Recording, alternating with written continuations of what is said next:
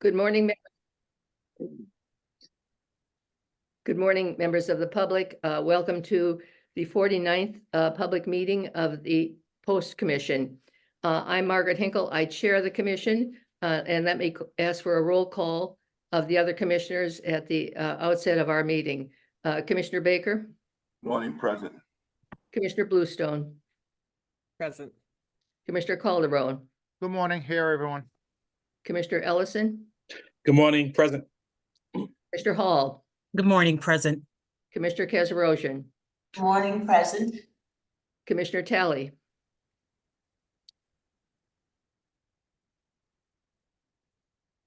Commissioner Talley is present. You may be on. Oh, I'm having intermittent sound, so I'm sorry I missed it, but good morning, present. Thank you. And with that, we have a quorum. And I will now move to, and would entertain a motion for the approval of the minutes of our March 21st meeting. Is there such a motion? So moved. I'll second. Thank you. Let me take a roll call vote on that motion. Commissioner Baker, Yes.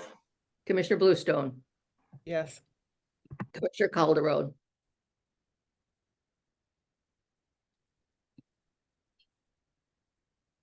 Commissioner Calderon, That was a yes, Madam Chair. thank you. Commissioner Ellison, Yes. Commissioner Hall, Yes. and Commissioner Kazarosian, I think, made the motion, and Commissioner Talley.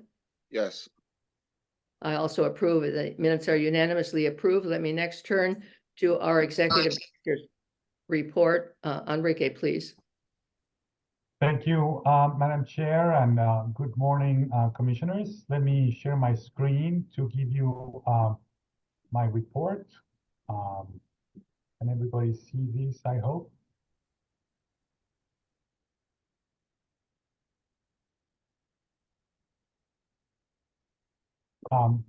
We have a full agenda today. The commission will hear a case later in the public portion of the meeting. This is scheduled for 9 o'clock, so we also have a lengthy agenda in executive session. I will keep my report brief with that in mind. If I need to interrupt it by 9 o'clock, I will do so. I will start my report with a certification update. This will include the upcoming process to recertify officers with last names Q through C, which will be the last round of initial certification of officers in post tenure. I will also provide a brief update of the deployment of the portal and clarify something I said in the last commission meeting. And I will mention key aspects of the annual report. I will also close with a brief financial update. For the last two items in the agenda, that is the annual report and the financial update, I'm only going to summarize information that is included in the packet. This, of course, includes the annual report in full that has been included in the commissioner's packet that is now being posted publicly. I will also, of course, answer any questions commissioners may have at any time. So the Division of Certification has been busy on several fronts, and one of them is preparing for the upcoming effort to certify officers with the last names Q through C. This is the last group of individual officers who will be certified by post for the first time. We anticipate that portal to open on May 1st. I want to clarify that the certification portal will open on May 1st, but the complaint and incident reporting portal remains open throughout the year, as it was opened at the beginning of March of this year. As has been the case with the past two yearly efforts of certification, the deadline to submit information to post is June 30th, but agencies can, of course, request extensions to submit information prior to that deadline. There are no major changes to the process for recertification compared to last year when we deployed the certification portal for the first time. So we anticipate that the process for certification that is upcoming will go very smoothly. Certification staff has already begun the process of collecting certification information, contacting agencies, and reminding them about the requirements and troubleshooting any logging issues and whatnot. Given that this is the final group of individuals who are being certified by post for the first time, at the conclusion of this effort, post will effectively be the system of record on the certification status of all active officers in the Commonwealth. So all agencies, officers, other stakeholders, including the MPTC, will come to rely on this system to help ensure the accuracy of it as well. Finally, I will briefly mention that the subcommittee on certification has met 3 times since the commission created it, and we anticipate to provide an update on those meetings at the May commission meeting for the benefit of all commissioners. I want to clarify a statement I made last March on the March Commission meeting. I said that individuals could sign up for automated notifications, and that is not entirely accurate. What I should have said is that individuals listed as the contact individual in the portal, or as the owner of the complaint or the case that is being submitted. There are 2 different roles when interacting with a portal. Those individuals will get automated notifications of upcoming deadlines. The deadlines are as follows: 7 days prior to the start of an internal affairs investigation, and 30 and 15 days prior to the deadline that is required as per the regulations to complete that internal affairs investigation. Now, those individuals can be changed or redesignated within the portal. The default person is always agency head. And again, I make this clarification because at least one chief contacted us wanting those automated notifications, but there's no need to sign up. They will get them as long as they are the person designated within the portal. But they can, of course, change the designation within the portal and just contacting us. Now, staff has continued to train users about the portal, and this includes the latest training that took place on April 2nd. Although we have not yet scheduled another training session, we may do one for late April based on feedback received. To date, we have trained approximately 235 users, and I will also note that we have given agencies the month of April to update complaints and reports that were preloaded into the portal. These are all complaints that we generally call the catch-up project. These are complaints submitted between February 1st of 2023 and March 5th of 2024, when we opened the portal for everybody to use. So that process of updating the portal is ongoing. Finally, I just want to mention that approximately 700 users with login credentials have actively interacted with the portal, which is something that we really like to see.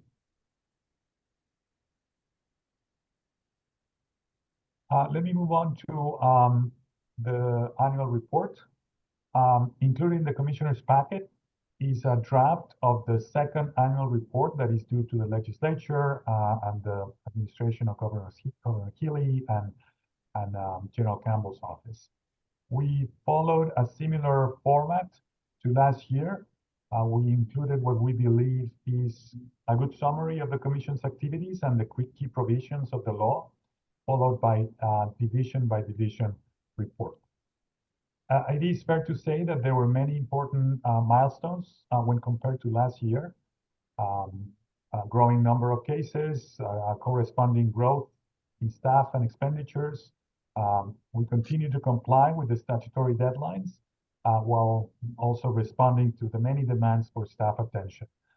and that is complaints from the public, reports from agencies, public records requests, etc.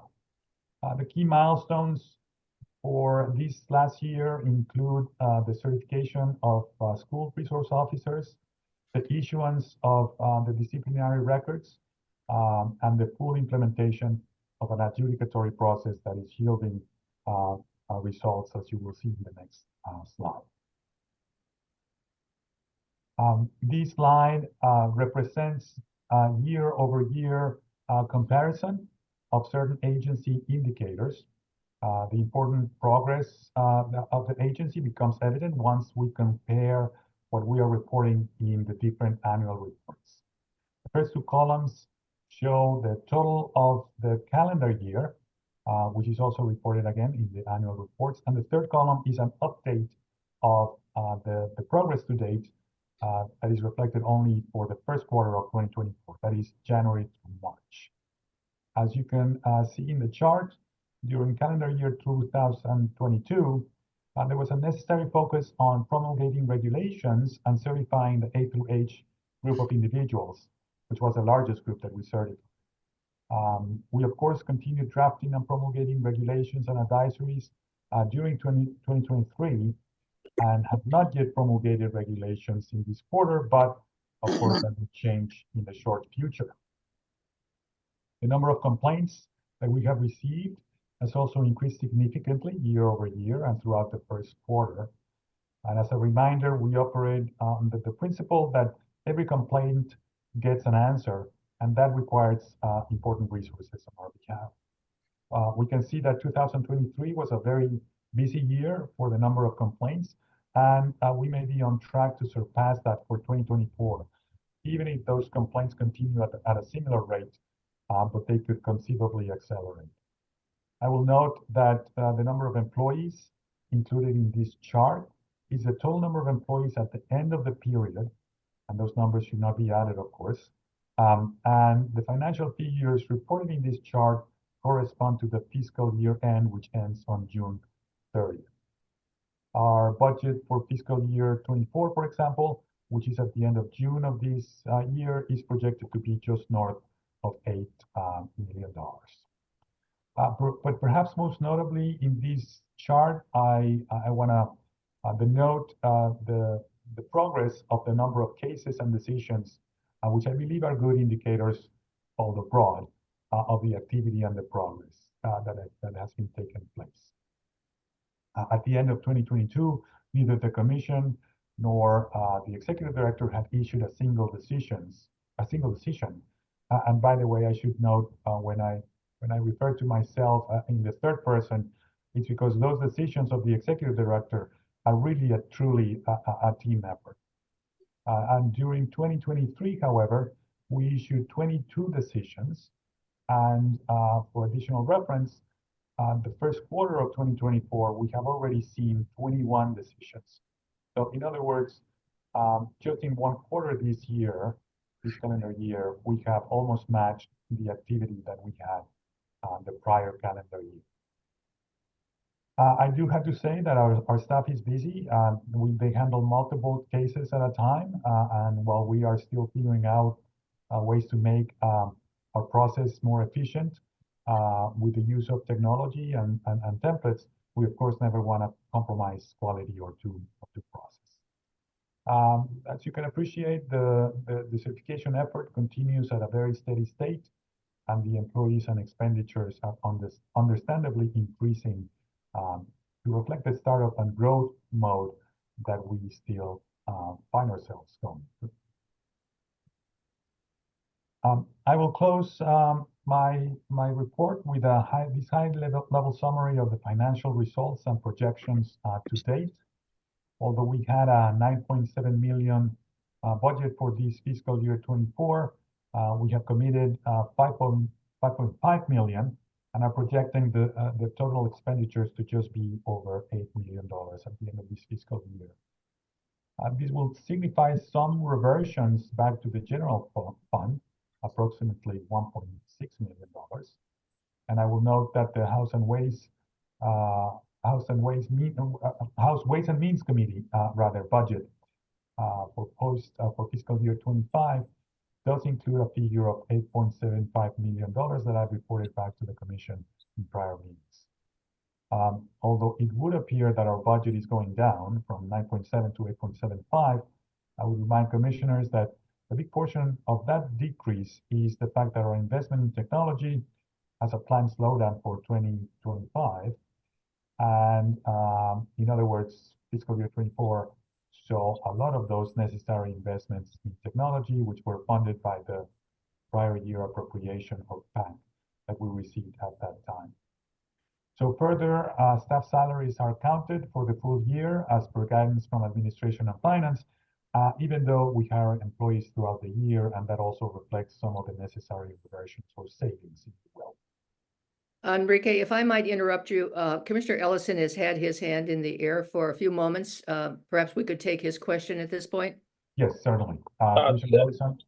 Yeah, thank you, Madam Chair. Thank you, Enrique. Just a quick question on, you said that the increase in the complaints, are those coming from mainly the general public or are they coming from the agencies? Just curious as to how that is. Yeah, thank you, Commissioner. When I talked about complaints, those are the complaints that we receive directly from the public. And as I have, and then we get a number of reports that we get from agencies. Many times, there's a complainant submits to both, and we reconcile that. But yeah, the figures that I presented are complaints from the public. I suspect that they could increase, not because of there's necessarily more activity to complain about, but because we recognize more and more as a place to come for complaints. And that's the only reason I mentioned that.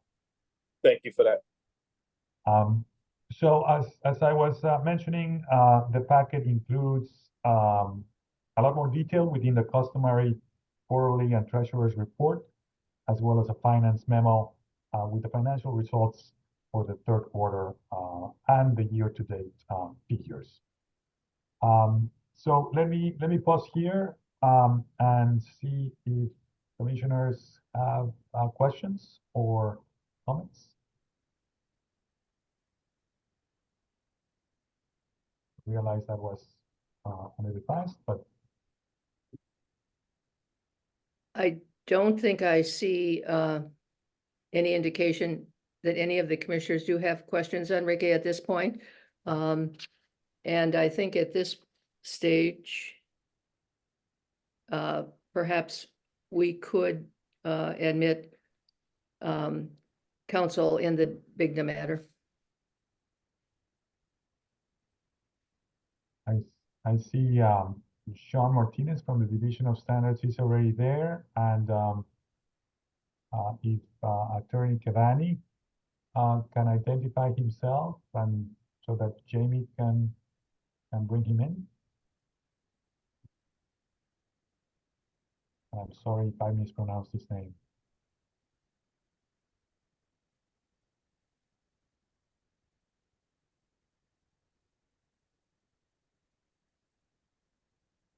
Can you hear us, Mr. Cavani? Good morning. I can hear, yes. Thank you. Good morning, Attorney Cavani. My name is Margaret Hinkle. I chair the Post Commission. And let me indicate to all of those who are attending this public meeting that the commission has invited counsel in the Gregg Bigda matter, which is case number 23002C, to present 15 minutes of oral argument to the commissioners during this meeting. The time will be handled by our hearings administrator, Elizabeth Smith. Counsel, she will indicate to each of you when you have 2 minutes remaining of the 15 minutes that we have allotted for your presentation. We will start, Attorney Cavani, with you, and you will, at this point, we anticipate, as I said, 15 minutes of oral argument on behalf of Gregg Bigda from you. Let me ask whether you would like to reserve any rebuttal time. Thank you, Madam Chairwoman. I was just going to ask that if I could reserve 3 minutes for rebuttal. I'll do 12 during my initial presentation. Of course you can. Yes. Thank you very much. Please proceed. Thank you. And good morning, members of the commission. Thank you for providing me with this opportunity and Officer Bigda with this opportunity to appear before you this morning. I do have Officer Bigda. If I can just slightly move my screen over here. Officer Bigda is here with me in my office. So again, I want to thank you. We submitted a somewhat detailed memorandum setting forth the reasons why we believe the presiding officer's initial decision should be rejected by this commission. And I'm going to use, I have 12 minutes now and 3 minutes later, so I'm going to try to cut to the larger points. And the first one, and I do think it's incredibly significant, is the initial decision does not indicate what standard was applied by the hearing officer, and that is incredibly significant. And I don't think, my brother and the post commission appears to, kind of blush over it by saying, hey, no one disagreed with what the standard was. And certainly counsel and I agreed what the standard was, but the decision is glaringly ignores what standard was applied. And frankly, reading the decision, it appears that a subjective standard was applied rather than a reasonable mind, a reasonable person objective or standard should have been applied. And again, there's no indication what standard was applied. And for that reason alone, the decision should be rejected and a new hearing should be scheduled. Getting to the more of the merits of what happened at the hearing, and this has been ongoing since the beginning of all of this, and that is the consideration by the hearing officer of the two, what we call the Palmer incident and the East Long Meadow incident. And I think, this all comes down to the CMR 7.054, and the hearing officer, there are two, the only evidence of misconduct that was introduced at the hearing was what happened in Palmer in February of 2016, what happened in East Long Meadow in March and April of 2016, and Mr. Bigda's arrest for OUI a couple of weeks prior to the hearing in early October of 2023. The regulation is pretty clear, and I think the regulation's in there for a reason as it relates to the inability to consider prior incidents of misconduct when the officer has received discipline for that misconduct and has engaged in no further misconduct since he completed the discipline. And it's undisputed, members of the commission, that Officer Bigda received discipline as a result of what happened in Palmer. He received discipline for what happened in East Long Meadow.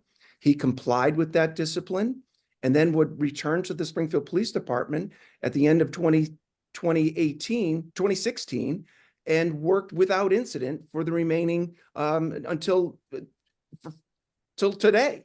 And so because it's undisputed, he was disciplined, undisputed, he complied with that discipline, and undisputed that he engaged in no further allegations of misconduct, it was completely inappropriate to consider those two incidents.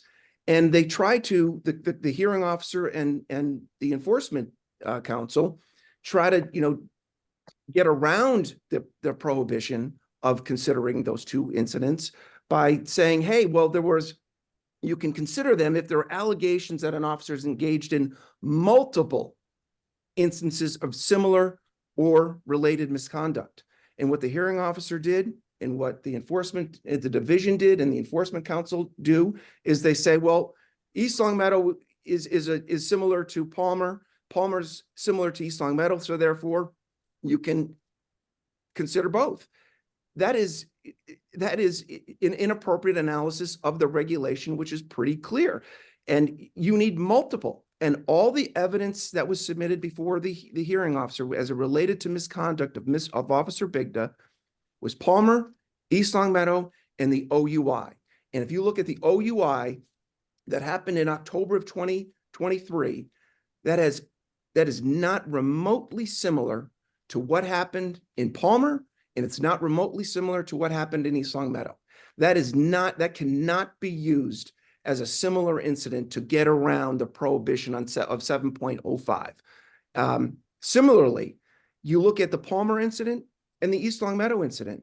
Other than Mr. Bigda, Officer Bigda, being loud and obnoxious and aggressive, those two instances of misconduct, again, for which he was disciplined for, are not remotely similar. The Palmer incident arose as a result of a stolen police car and questioning of individuals who clearly, Officer Bigda, to this day, he testified at the hearing. He accepted discipline for. It was inexcusable, but that's one instance over his 30-year career, and that has nothing and is not similar to an off-duty incident involving an ex-girlfriend at her ex-girlfriend's house.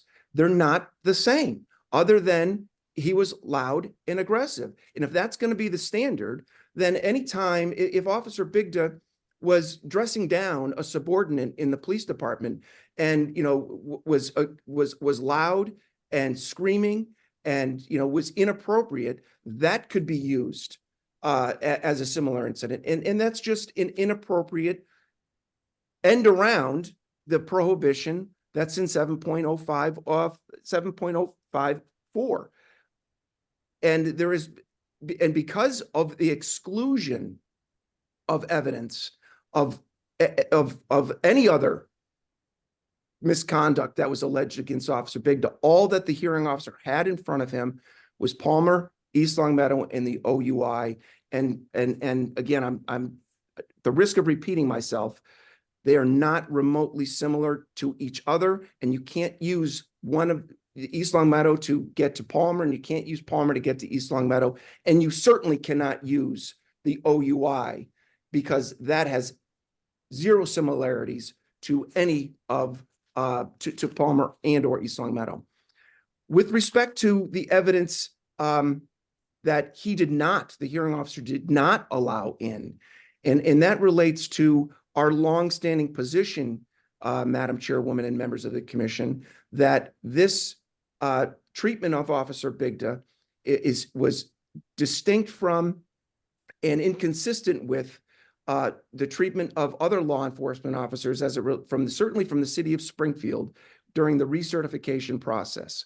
We attempted and we were denied an opportunity to probe and to introduce evidence of allegations of misconduct of other law enforcement officers in the Springfield Police Department who engaged in much as bad, if not worse, misconduct than Officer Bigda. And we were denied the opportunity to introduce that evidence. And that includes not only other officers, but Superintendent Clapprood, who was convicted of a crime 24 years ago, was involved in lawsuits that involved settlements with the city of Springfield. And because the post commission delegated the decision to determine whether or not an officer was of good moral character, good character, and fit for the position of a police officer position, we believe, and I think we were denied the opportunity to establish that Superintendent Clapprood's decision to not attest to Officer Bigda was driven by politics and driven by a directive from the mayor of the city of Springfield for political reasons and having nothing to do with Officer Bigda's 30-year career as a stand-up good police officer in the city of Springfield. And we had 10, 11 witnesses, members of the commission, that of all races and genders who appeared and testified on Officer Bigda's behalf, giving examples of the manner in which he conducted himself during his career. He messed up. There's no doubt about it. He was inappropriate with respect to what happened in Palmer and in East Long Meadow. But we were deprived of the opportunity to show that his treatment during this process has been different and harsher than other officers who, again engaged in similar, if not worse, misconduct than Officer Bigda. And we had filed a motion to compel the production of documents relating to these allegations of misconduct. And initially, the hearing officer denied us. And we had to go to file a lawsuit in Hampden County Superior Court. And the city of Springfield filed an opposition. And in their opposition, which we included in our papers, that the Deputy General Counsel of the Post Commission advised the city of Springfield to ignore our subpoena. And we moved for sanctions. And we moved for a postponement because the city of Springfield, after not producing documents, started producing documents the week and then 2 days before the hearing. And we requested an extension of time in which for the hearing so we could properly prepare for this hearing. And we were denied that opportunity. And that denied us and denied Officer Bigda of his procedural due process rights for a fair opportunity to present evidence in his behalf. And the fact that the Deputy General Counsel of Post advised the city of Springfield to ignore a subpoena that was lawfully served, and then that caused a significant delay in us getting documents, including 2 days before the hearing on October 17th, demanded an extension and a delay of that hearing so we could adequately prepare. And Officer Bigda had an opportunity to adequately prepare a defense and not a defense, but certainly prepare the evidence to establish the very low standard he was obligated to meet, substantial evidence that he was entitled to recertification.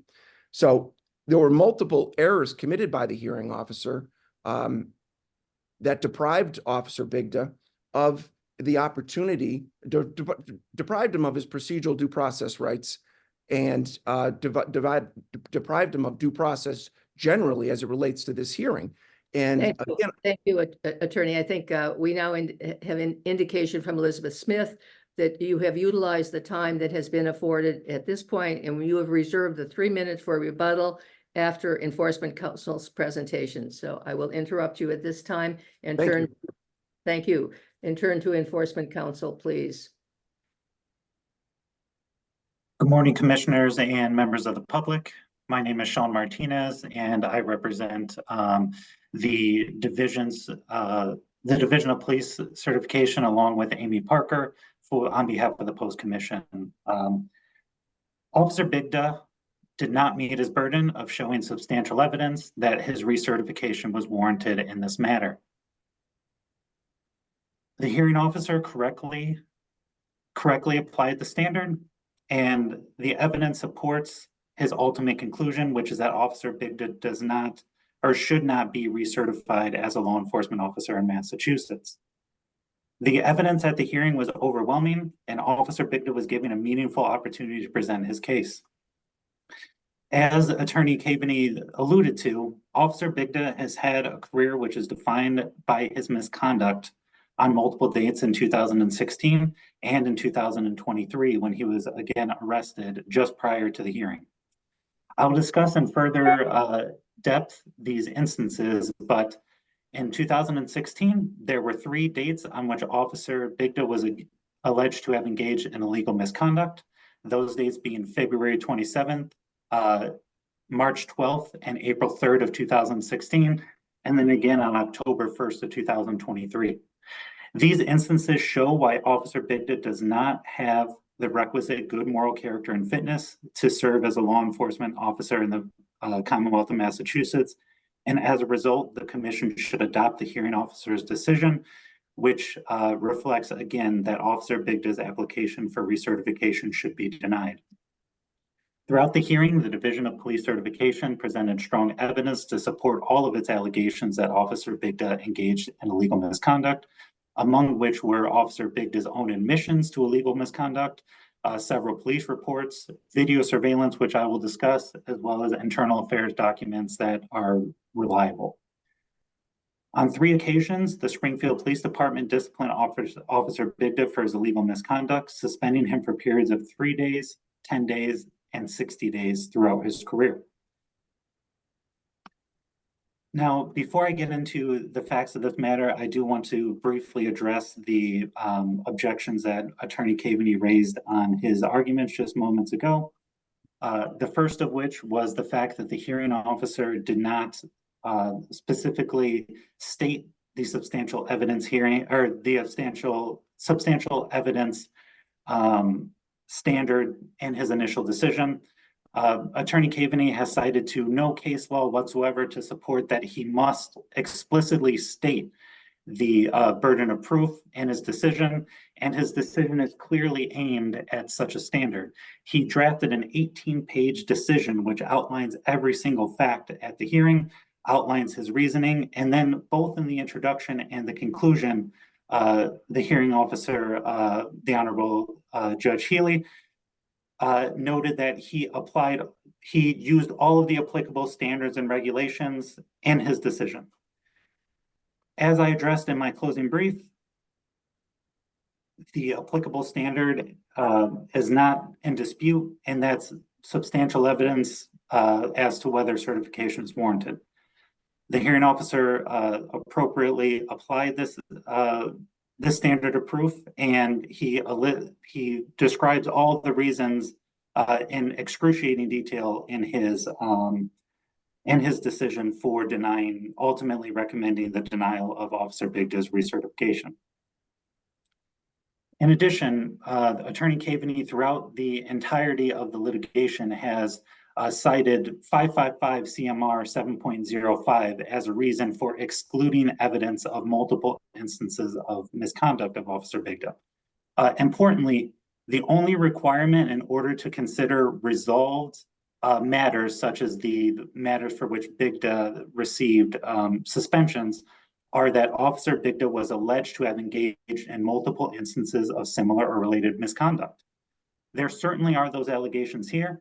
Although Attorney Caveney claims that that there was only a single incident in Palmer, there were multiple incidents involving multiple juveniles, as will be discussed. Similarly, in East Longmeadow, there are 2 separate dates, and on the first date, there are multiple instances of illegal misconduct against multiple individuals. All of the incidents which I'll discuss, including his 3 instances in 2016 where he admitted to engaging in illegal misconduct, as well as the date in October 2023, all involve allegations that Officer Bigda engaged in illegal misconduct. He admitted to illegal misconduct on multiple of these incidents. However, the only requirement is that there were allegations. Not only are the allegations similar or related in that they all involve illegal misconduct, however, they're also related because many of the incidents involve alcohol abuse. During the February 27, 2016 incident, it was alleged at the hearing that Officer Bigda was influenced by alcohol while encountering juveniles in holding cells. Similarly, on March 12th of 2016, when Officer Bigda committed several crimes against his ex-girlfriend and her new boyfriend, again, they alleged that alcohol was involved. Finally, on October 1st, 2023, Officer Bigda was arrested for operating under the influence of alcohol, which obviously involves alcohol and illegal misconduct. Because there are allegations on at least 4 dates of illegal misconduct, and again, some of those dates contain multiple incidents, the evidence was properly admitted at the hearing. As to the subpoena, the allegations relating to the subpoena, I will note that the Division of Certification was not present for the phone call and were not a party to the ultimate Superior Court lawsuit involving the subpoena. In the end, Officer Bigda received a subpoena response. Springfield provided all the responsive documents before the hearing, and Officer Bigda essentially admitted that the subpoena response was sufficient because he withdrew his lawsuit in the Superior Court and nothing came of it after the subpoena was responded to. Additionally, he was given an opportunity at the hearing to discuss in his motion for sanctions, and the Honorable Judge Healy again denied his motion for sanctions, which are based on these same arguments. Now, I do want to discuss, before my time is up, the incidents that are at issue here, which are, again, so egregious that they support a conclusion that Officer Bigda does not have the requisite good moral character and fitness to be an officer in the Commonwealth of Massachusetts. On February 27th, 2016, in Palmer, Massachusetts, Officer Bigda engaged in egregious illegal misconduct against multiple juveniles in Palmer, Massachusetts. Essentially, the 3 juveniles that stole a police vehicle that was parked in Springfield. It was an unmarked vehicle, and the vehicle was later located in Palmer, Massachusetts. Officer Bigda arrived to the scene, and while Officer Bigda was on scene of the juvenile's arrest, it was alleged that he kicked 2 juveniles. As Officer Bigda testified at our adjudicatory hearing, there was a neutral eyewitness who identified Officer Bigda as kicking a juvenile, and also one of the juveniles identified Officer Bigda as delivering a kick as well. Once the juveniles were taken back to the police station house in Palmer, Massachusetts, Officer Bigda's actions against these same juveniles is recorded on video surveillance, and his behavior, quite frankly, is appalling on these videos. Officer Bigda threatened juveniles, swore at them, insulted them, commented on their race and intelligence. All of his actions on this date, on February 27, 2016, indicate that he does not have the good moral character and fitness that we require of our officers in the Commonwealth. I just want to give you initially an overview of the situation. Officer Bigda, who was in plain clothes and with another officer in plain clothes, entered the holding cells where a juvenile was being kept. The first of which was a 16-year-old who I'll refer to by the initials of JT. While in the holding cells, Officer Bigda, again, swore at him, insulted him. I just want to give you a few samples of the statements that Officer Bigda made, which were all recorded on video. I will censor some of my statements because Officer Bigda does use extraordinarily offensive language when he's speaking to the 16-year-old, again, a juvenile, a child. Prior to this, he did not read the juvenile his Miranda rights, did not consult his parents or guardians, which was required by law. Officer Bigda stated, "When we hit the Springfield line, I'm going to bloody your body. You know I'm going to beat the F out of you when we get back to Springfield, right? You just lied right to my face. I know you're a juvenile, all that other stuff. Nothing is going to happen to you, but you've got to remember, you live in Springfield, right? I'm there every day. He's there every day," referring to another officer. The other 500 police officers are there every day. So not only threatening him this evening at issue, but also into the future as well. To JT, Officer Bigda made several inappropriate comments about this intelligence, about the 16-year-old's intelligence, again, a child.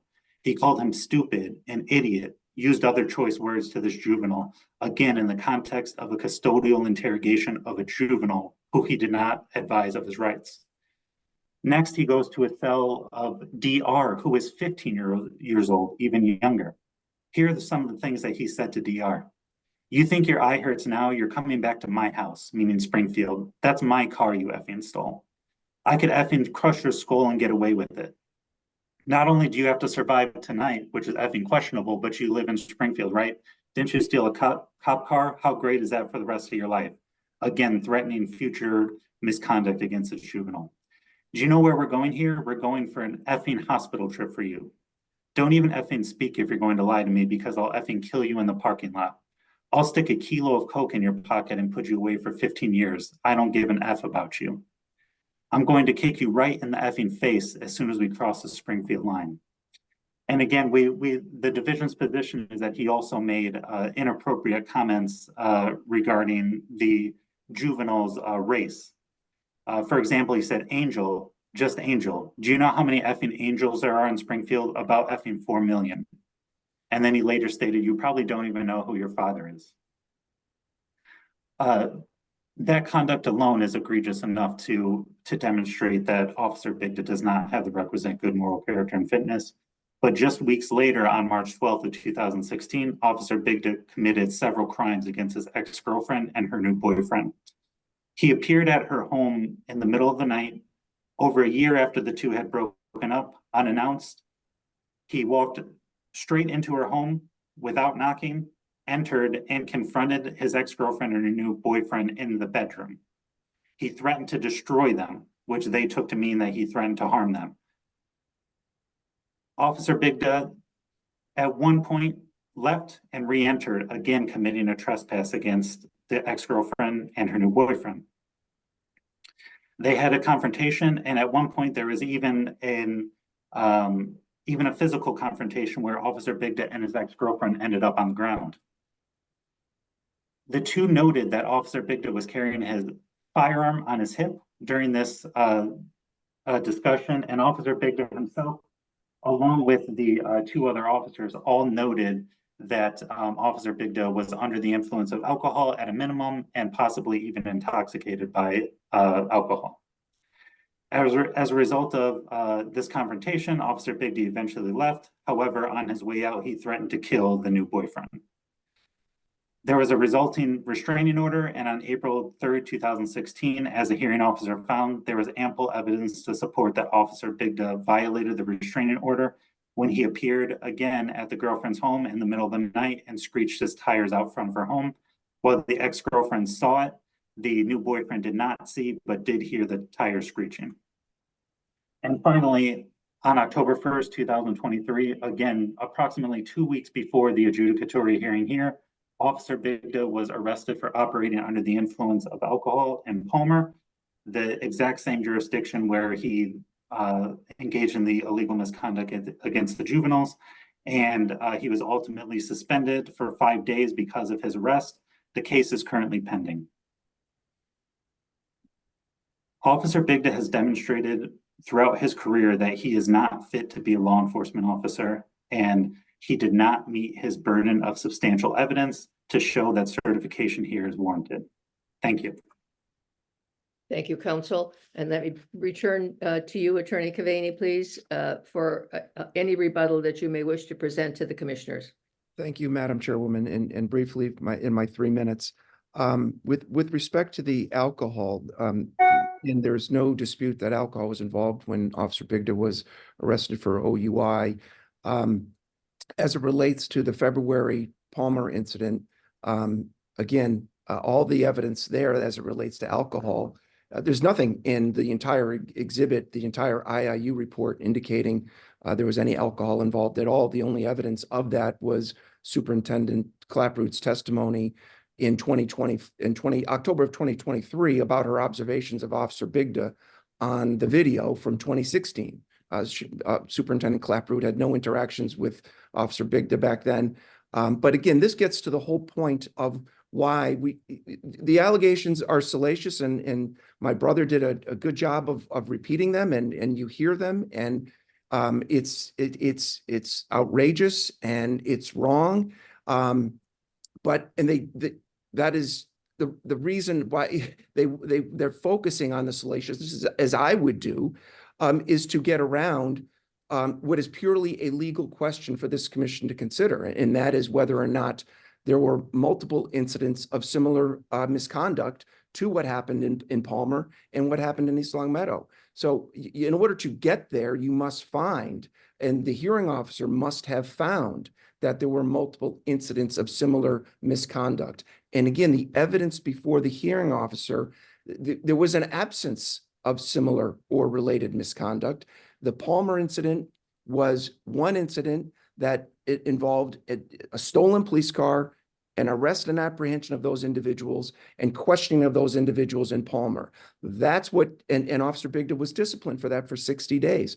That is not similar to an incident involving an ex-girlfriend at her home in East Long Meadow, and that is not similar in any way, shape, or form to an October 2023 arrest for OUI, when the only evidence before the hearing officer relating to that OUI was a one-page document informing Officer Bigda that he had been suspended pursuant to the collective bargaining agreement. So there's that cannot be used to as a similar incident to East Long Meadow in Palmer. And because of that, it does get back to 7.05. And as much as, again, the focus is on the outrageous behavior that occurred in Palmer, this hearing officer and this commission is not permitted to consider it because of the failure to establish multiple incidents of similar misconduct. It's in the regulation, and that also comports with the whole due process argument that we've been making all along, in that how far do we go back? Do we go back 6 years, 10 years, 20 years? This happened in 2016, and it looks like my time is up. But I do ask this commission to focus on 7.054 and the evidence before the hearing officer. There was no evidence of similar or multiple incidents of similar behavior, and because of that absence, you cannot consider Palmer and you cannot consider East Long Meadow. Thank you very much. Thank you very much, Council. And I think with that, we conclude this portion of the agenda. The commission later will address in separate session the issues that have been raised here today. Again, I appreciate, Council, your presentations, and I know I speak for my fellow commissioners when I say that. And I think also with that, at this point, we will return to the agenda. And Attorney Cavani, we will I will leave the meeting. How about that? yes, thank you. Thank you.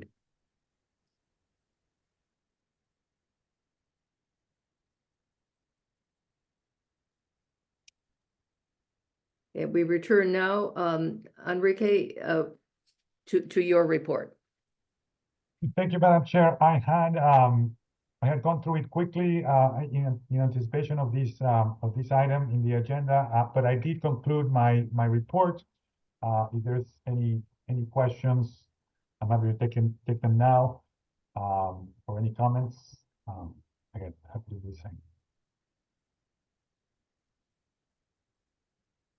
Let me ask my fellow commissioners whether anybody has any questions as to anything that Enrique has addressed. And I don't think I see any hands in the air. And at this point then, Enrique, are we? I don't think there's any other matters in the agenda, Madam Chair. There's nothing unanticipated, which is the next item on the agenda from our perspective. We have a full agenda for an executive session. So if the commission wants to vote to go into executive session, as we normally do, that might be the next order of business. Thank you. So once again, may I just ask whether any commissioner has any question at this point? Just a quick one, Madam Chair. So there is no treasurer's report in this presentation today. Is that correct? Just it was literally, Commissioner, it was literally the last slide that I went through rather quickly. Okay. The treasurer's report is included in the packet. You know, it's something that I know you're very familiar with, but I had to go very quickly over it. No, and I thank you for that. No, I just wanted to highlight. I wanted to say thank you for the updated version, the new format. It is very helpful in helping me to keep track of that for my fellow commissioners. So I just wanted to highlight that. Thank you, sir. Thank you. And let me also thank all of the staff who have worked on the material that has been provided to us today. You've done an extraordinarily good job in providing us with the information that we need and providing the public, I think, with the questions, with answers to the questions that they have. Enrique, do you want to, again, as you've done in previous meetings, just explain to members of the public how they might, if they wish, ask questions of the commission? Yeah, yes, as a reminder, our contact information is in our website. That's the best way to get in touch with us. You know, we don't take questions from the public at these public meetings, but the best way to do it is send us an email, call us, and there's different ways to reach the different departments. Thank you. Let me indicate at this time that there are no matters not anticipated by me as chair at the time of posting. And at this point, I would entertain a motion to go into executive session in accordance with the provisions of Chapter 30A of the Massachusetts General Laws, in anticipation of discussion regarding the discipline or dismissal of complaints or charges brought against a public officer, employee, or individual, and in anticipation of discussion regarding the investigation of charges of criminal misconduct and to the extent to which they may be applicable, Chapter 38 combined with General Laws, Chapter 6E, Section 8C2, in anticipation of discussion regarding the initiation of preliminary inquiries and initial staff review related to the same, and regarding certain criminal offender record information, and Chapter 38 combined with Sections 21A7, I should say, combined with Sections 22F and G, in anticipation of discussion and approval of the minutes of the prior executive session.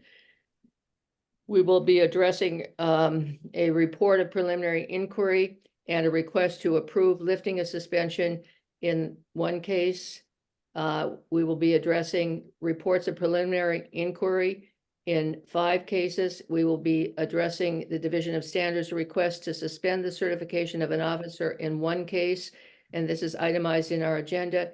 And we will be addressing 7 instances of approval, requests for approval to conduct preliminary inquiries. Is there a motion to go into executive session? So moved. Is there a second to that motion? Second. Thank you. Commissioner Baker, Yes. Mr. Bluestone, Yes. Commissioner Calderon, Yes. Commissioner Ellison, Yes. Mr. Hall, Yes. Commissioner Kazarosian, Yes. Mr. Tally. Yes. Thank you. I also approve. Motion is unanimously carried by those in attendance. We will not be, to members of the public, will not be reconvening any public session after our executive session. Thanks again, I should say, to members of the public who have attended the meeting today. And I think with that, commissioners, we will take just a very brief 5-minute break before we go into executive session.